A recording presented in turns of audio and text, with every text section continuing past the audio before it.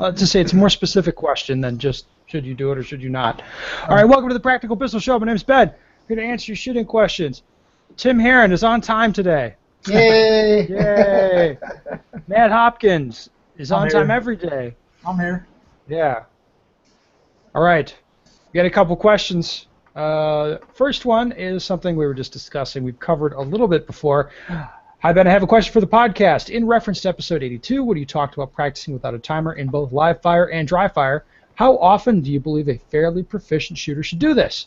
I have found myself lately at matches going back and forth between fast runs with poor accuracy and slow runs with good hits. And I believe that spending more time in a match mindset when practicing would be a good thing for me. I can do .7 draws and sub-second reloads, but working at that level of speed isn't consistent in a match setting for me right now. What I'm really looking to do is reduce my times in matches incrementally without sacrificing accuracy, because I'm convinced that at a certain point, there are no more large gains to be had, only small improvements that come with lots of hard work.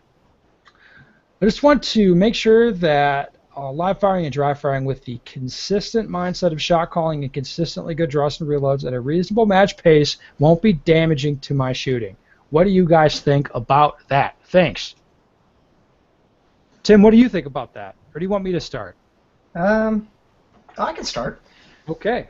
At least then I'm not agreeing. I don't know, I guess I consider myself a fairly proficient shooter. I still go in and out of using a timer and not using a timer back and forth quite a bit. I still use a timer a lot to push par times, especially in dry fire. But a lot of it has to be, you've got to be cognizant of what your own focus is and stay like hyper-focused on what you're doing. So if I find myself being extremely sloppy, gun moving around too much in my hands, my grip not being like it should be, not being able to see the sights, or fooling myself into thinking I saw the sights when I didn't, those kind of things, then that's about the time that I'll park the timer and go back to just working on the technique to ensure that I'm keeping proper technique and not just dry firing to try to hammer a par time. The same goes, literally the same kind of exploration of techniques and things still goes in my live fire too. So there's quite a few times that I put, I'll run the timer to run drills to, kind of first of all just to measure my benchmark, and then to kind of whittle down times to try to speed up technique or skill set. And then if I see myself getting extremely sloppy or doing, or focusing on the wrong things, then yeah, I put the timer down and let's kind of put myself more into like match mode. I want good hits at good speed, and hits probably kind of trump the speed a little bit to make sure the technique is where it needs to be. So I definitely don't ever want to sacrifice technique at the expense of speed. Well, and I don't want to say it's hard you fast. You sound eminently reasonable, but you had a lot of. We're going to talk more about this, but there was a lot of little decisions you had to make, right? Like, where am I right now? What am I trying to do right now with this practice today? Right? So there's a lot of little decisions you're making there. Yes, absolutely. Hopkins, what do you think?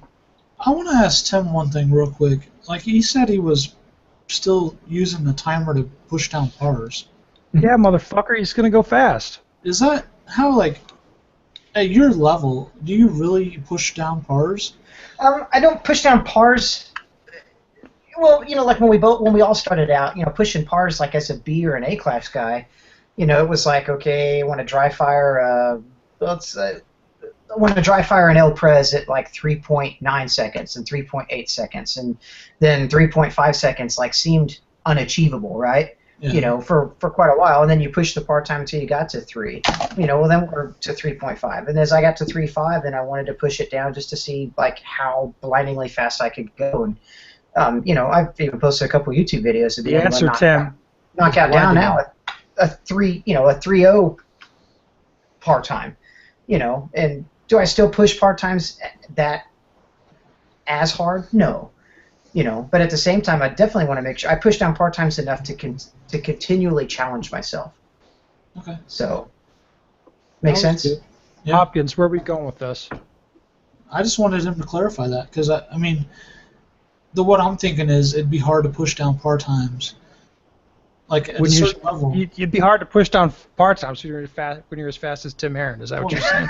Yeah, I mean, there's some point where you can physically not do it. He's running up against sort of, light speed. That limit of human ability? Or limit of human function is what Enos calls it. Okay. And I would agree to that to a large extent, yes. I mean, like, can I do a 2.5 second par time like El Prez and Dry Fire? Yeah, No, but at the same time, I feel like if I'm not continually at least pushing myself to at least meet or exceed the par times that I originally was able to exceed, you kind of tend to get comfortable, and then it's like, oh yeah, I think I'm still there. Well, then you go run a par time one time at a 3 second, and you're like, holy shit, man, I'm slacking a little bit. So keeping those par times good and tight a lot of times to keep myself pushed up against that envelope of speed, I think is good to just ensure that you're functioning at what your capabilities are. I want to make one comment on the limit of human function you said? That was what I said. It's in Enos's book. Okay. 20 years ago, they didn't think anything we're doing now is possible, so well, it changes over time, right? 20 years ago, they couldn't look up porn on their phone, so... I'm just saying it changes over time. Once one person does it, everybody else seems to be able to do it really fast after that. Because they saw someone else do it. Yeah, yes, of course. Once you know something is possible, then but like I use that to motivate myself. Like I see a YouTube video of some slack-jawed dipshit doing something really fast. I'm like, well, if he can do it, I can do it. Yeah. Right. And just to make it, I guess another point on that is, I forgot what I was going to say. I love it, Matt. You're hitting it out of the park today. So when do you take away the timer is the question. When I take it away is when I'm just chasing the speed and not worrying about anything else. Just trying to do something faster. Like, because that's good to a certain point, but you have to be able to hit the shots you're shooting. You have to be able to hit all the stuff. You can't shoot fucking 12 mics on the El Prez but have it done in 3 seconds. That score does not compute. Right. Well, no, it computes to a 0. Well, it doesn't compute very good is all I'm saying. No, that'd be one of those things you'd look at and you'd be like, what the shit? When you see the guy's score. It would be kind of impressive, though. Yeah, to watch that video would be if you impressive. could get 3 seconds to get him off into the berm, I'd be impressed personally. That was just a point of like, there's a certain point in time where. Yeah. Okay, so the way I think about this is more like what Tim thinks, where it's you're going to make a lot of decisions about what it is, what am I working on right now, what am I trying to do today, do I have a big match coming up soon, what specific drill am I doing, that sort of thing. So generally, if I'm doing like a scenario, like working on movement from one spot to another, working on a mini stage, something like that, I don't focus on the time all that much. I don't really care. So the timer is just there to give me a start signal and maybe give me a reference, one run against another run on that day on that setup, but I'm not really paying too much attention to it. I'm working on execution, good technique, hitting all the stuff, good consistent, accurate shooting, that sort of stuff. If it's a drill that is something that you would be doing in dry fire, then of course I've got expectations about what the time should be, whether it's Bill drill, El Presidente, whatever. There's a whole catalog of drills, of course. So you'll have expectations about what the time should be, and the timer is going to be telling me kind of where it's at. If I'm pushing to go faster, I pay a lot of attention to the time. If not, I obviously I'm just kind of shoot, and then I look at the time, and it's kind of like, is that an acceptable time or not? Rather than how fast can I possibly go. Sometimes I take away the timer entirely when I'm doing live fire, and that'll be, if you're prepping for a big match, like a couple weeks before a big match, I don't think you're going to get much faster, so maybe not even worrying about the time at all would be a good thing to do. So like covering over the time display on your timer, that may not be a bad idea. Just using it as a start signal? Yeah, so you just like you're not even worried about the time because when you go shoot a big match, both you guys know, you don't really worry about the time too much. Like you finish a stage, they call off your time, you're like, oh, 22. Oh, okay. Then you walk back and you're like, I shot 22. Is that good? Like, I don't know. Yeah. There's really no way to compare it, honestly. Is that? At a match, like, you can't say, "Oh, I'm gonna run this 2 seconds faster than him to make up for it." Well, if Right. you have a jam, you will.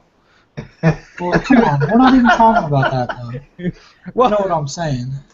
Yeah, I get it. I mean, and that's the thing is, it's kind of just like what you've always preached too, Ben. It's like you work on technique and the skill building, like in dry fire, and then use the live fire to test test the efficiency of what your dry fire is. That's the So, paradigm like, that there's- works the best. Yeah, that is what Americans do.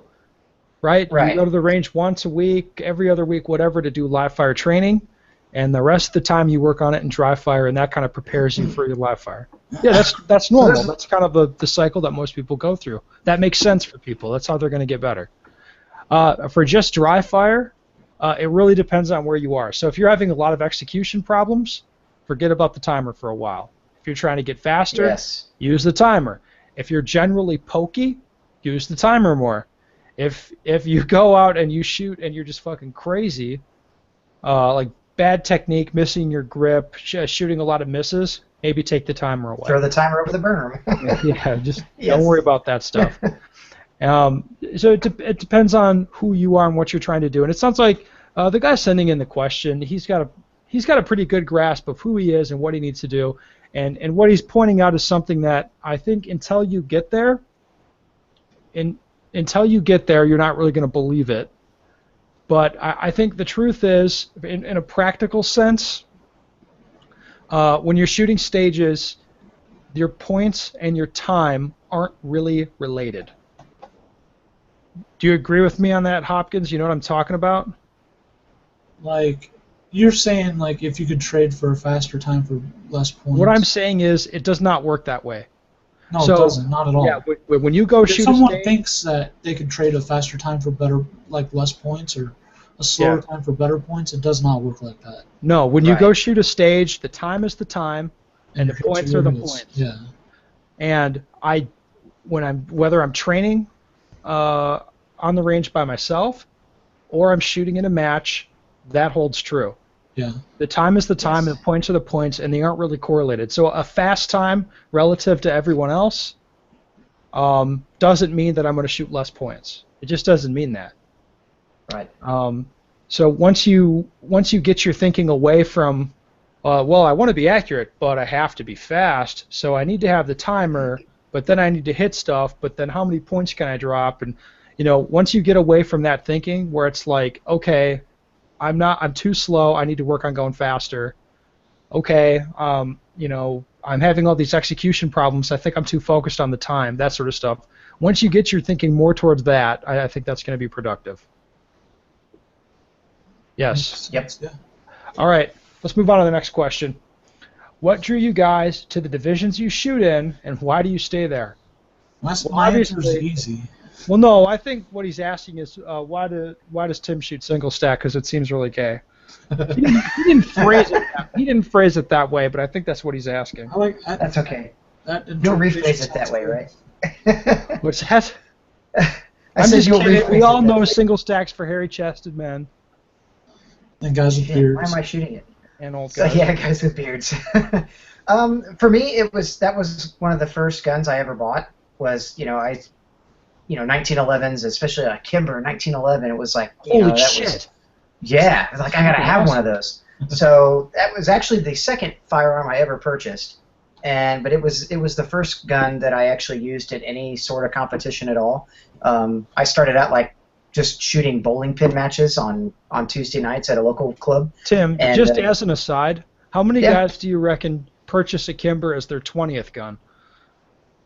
Probably not that many. I don't even know how to answer that question. So, but I mean, for me, it was just awesome. The trigger, it's 1911, it's a 45, it's all steel. Cool ass trigger. It feels good in the hand. It's awesome. Just one of those things. And the guy that actually got me into shooting USPSA shot a 1911 as well. So it was just kind of one of those things that it fit, and I really, I don't know, I fell into it and liked it. I like the manipulation aspect.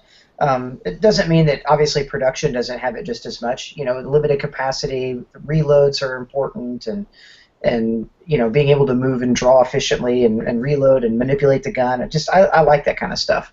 So that's what's kept me. That's what's kept me in the division. I enjoy it. So, I think we're going to see a theme here. That was like the first type of gun you bought, and you like it. Yeah. All right, Matt. I imagine that you shoot production for similar reasons, right? So I had an M&P, and it was the first gun I bought and shot, and that's why I shoot production. Why have you stuck in production, though? Because I haven't conquered it yet. Like, I haven't figured it out, so. Oh, ditto. It's Okay. still hard. Yes, I got a Beretta, and I like that. I was like, this gun's awesome. It's so cool, and only cool people have these. And well, I started shooting IDPA I had the intention. It was in the back of my mind, like I'm going to shoot USPSA. But what I liked, which Hopkins didn't mention, but what I liked is that I could shoot 9mm. At the time, factory ammo was relatively cheap, and I had zero interest in reloading. Now factory ammo is not cheap. I still have zero interest in reloading, but I have to do it because otherwise I'll have zero money. I bought a machine that does it for me. Yeah, I still have to stand there and watch the fucking thing. Refill. Fuck you both. Components. So, shooting 9mm in SSP and IDPA, like that was good. That was a good thing. That was a value add, and being able to shoot 9mm in production and shoot the type of gun that I had. Like I like Berettas. I like other guns like that. I like SIGs. I like Glocks. All that stuff. I like those guns that I can go to a sporting goods store and like pick one up and hold one and be like, yes, this is a normal gun. I like that. So that's what got me into production, is both normal-ish gun and shooting 9mm. And the reason I've stuck in production is because the division's sort of grown. The sport has grown. The division's grown a lot. There's a lot of talent in there. So competitively, there's not a lot of reason to leave. And I don't give a shit about putting together the gear to shoot a different division. Like I'm not interested in that. That's a good point. Yeah. Guys are like, why don't you shoot limited? It's like, well, that to me, like that's not the interesting part of the sport. Is not the gun. Like you don't hear us on here talking about, like, oh, I really like this gun, and maybe I'll do a trigger job on that gun. Like, no, I'm not interested in that. Yeah. What I'm more interested in is shooting other matches. Like Hopkins and I are going to Europe twice this year to shoot matches together, like bigger, more interesting matches. So what's going to change is the setting and the matches. And yeah, I could buy a limited gun for that money, but I would rather go shoot the European Championships with Hopkins. It's gonna be super fun. Yeah, it's going to be super fun, and the gun that I do it with is sort of less interesting to me than going to the match. Yeah, it doesn't really matter. I like the aspect of production as they're still like they semi look like production off the line guns, Yes, the semi. It's like from the outside, it's like ARCA racing, where the outsides look like the real cars. That's the only thing. Well, I mean, the one thing that does slow production down is minor scoring, which I actually like. I like minor scoring. It changed. Like if it was major, it would change it. Well, see, and that's why I like single stack, because there's minor or major. So it, like completely. But there's not really. There's not. Oh yeah, you're right. Well, no, I mean there's one correct choice for matches you go to, right? Right. It depends on the match, but there's going to be a correct choice. Right. Which is actually sort of annoying now that I'm talking about it. It was interesting, though, at the last IPSC World shoot, the people that shot major said they'd rather shoot minor. And the guys that shot minor were like, holy shit, I wish I would have shot major. That's a very interesting thing about that. Yes, but at single stack nationals, it will not be interesting. No, it's major only. You're right. It's major. It's major only. It was like it's kind of like a little questionnaire. Do you want to win this match? Yes or no? All right, okay, then you're gonna shoot major. Yeah. Right. I still feel bad when guys like roll up to me asking if they should shoot minor and limited, and it's like, how's that even a question? if you just don't know, then you just don't know, right? It's But kind of I'm like you guys too. Like I like equipment that just runs, and I'm not a gear guy. I just like I don't know. I've used the same holster since I started USPSA. Like I mean, just my equipment doesn't even change. You know, I don't chase different mag pouches or different belts or different sights and different. I don't know. I'd rather the same way I'd rather spend that money to shoot more matches. I still use the same mag pouches I had with the M&P. So those are like 8-year-old mag pouches. Kind of crazy. You even bought new ones and were too lazy to put them on your belt. I have a whole setup of double alpha, the expensive aluminum ones I haven't even used. I remember that you bought those like 2 years ago. They never made their way onto your belt, did they? No, they never got out of the cardboard box. They got shipped in. I'm just supporting Sal Kirsch at this point. All right. Well, it's as good a time as any to wrap it up. So that's why we shoot the divisions we shoot, because we're lazy. That's what I'm hearing. Fuck. I guess you could sum it up to that. Well, thank you for joining me, guys. All right, audience, if you have a shooting question you'd like the answer to, go to bensteger.com. Email me the question. Don't fucking send it to me on Facebook. Email it to me, please, so I can actually track the messages coming and going more easily that way. And your question will probably make it on.